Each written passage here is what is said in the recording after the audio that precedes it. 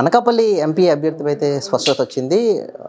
ఉప ముఖ్యమంత్రి బూడి ముత్యాలనాయుడుకి అయితే సీట్ కన్ఫర్మ్ చేస్తూ, అదేవిధంగా మాడుగులకి ఆమె కుమార్తె అనురాధకి సీట్ కన్ఫర్మ్ చేస్తూ జగన్మోహన్ రెడ్డి సంచలన నిర్ణయం అయితే తీసుకున్నారు. మనతో అనురాధ ఉన్నారు, మాట్లాడదాం.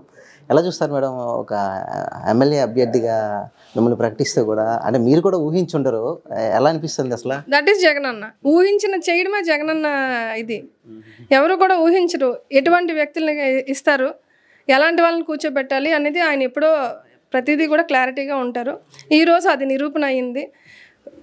ప్రజల్లో ఉన్న నాయకుడిని గుర్తిస్తారని, ప్రజల్లో ఉన్నటువంటి ఆదరణ ఎవరికైతే ఉంటుందో నాయకుల చుట్టూ తిరిగే వాళ్ళకి కాదు, ప్రజల మధ్యలో తిరిగే వాళ్ళకి పట్టం కడతారు జగనన్న ప్రజలు అనేది కూడా ఈరోజు మన జగనన్న నిరూపణ చేశారు.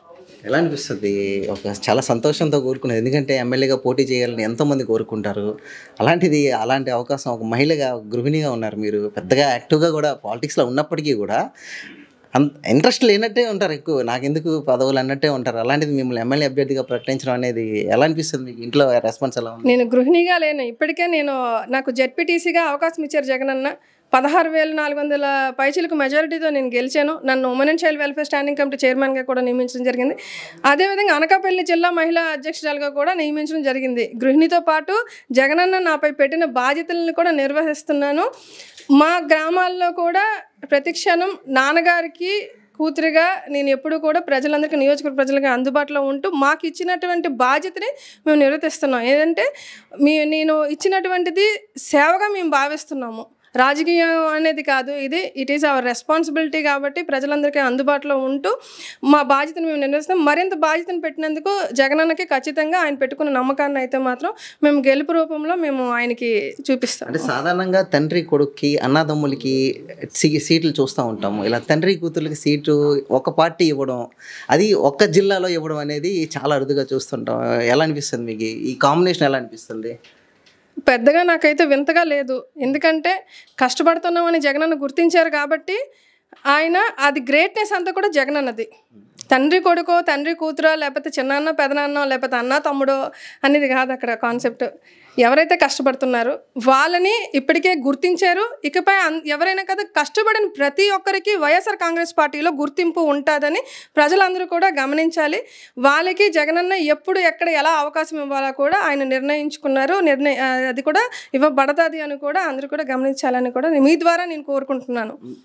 మీ ఫాదర్ మీద ఒక బలమైన అభ్యర్థి, ఒక ఆర్థికంగా బలమైన అభ్యర్థి, మీ మీద కూడా ఒక ఆర్థికంగా ఒక ఎన్ఆర్ఐ కూడా నిలబడుతున్నారు టీడీపీ పార్టీ నుంచి, అవతల బీజేపీ పార్టీ నుంచి.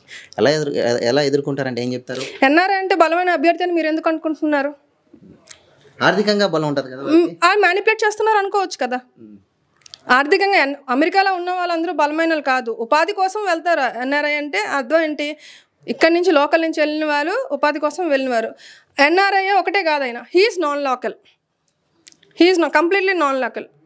కాబట్టి ప్రజలందరికీ తెలుసు ఏం చేస్తున్నారో, అందుబాటులో ఎవరుంటారు, ప్రజలకి ఏమి చేస్తున్నారు, తెల్లవారు లెగిస్తే ఎవరు అందుబాటులో ఉంటున్నారని కూడా ఆల్రెడీ మా మాడుగుల నియోజకవర్గ ప్రజలు ఇప్పటికే నాన్నగారి సేవలు అందుకుంటున్నారు. వాళ్ళందరికీ తెలుసు. కాబట్టి ఆయన బాటలో నేను నడుస్తున్నాను, అది జగనన్న గుర్తించారు.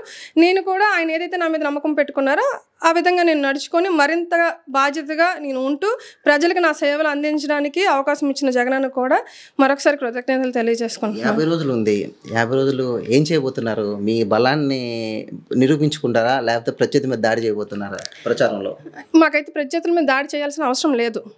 ఎందుకంటే ఇప్పటికే 2019 నుంచి 24 వరకు జగనన్న చేసినటువంటి సంక్షేమం కానీ, మా కాన్స్టిట్యున్సీ వరకు చూసుకుంటే, మీకు నేను పక్క కాన్స్టిట్యున్సీ గురించి మాట్లాడను, ఎందుకంటే మా కాన్స్టిట్యున్సీ వరకు చూసుకుంటే అభివృద్ధి కానీ ప్రతిదీ కూడా కళ్ళ కట్టినట్టుగా కనిపిస్తుంది.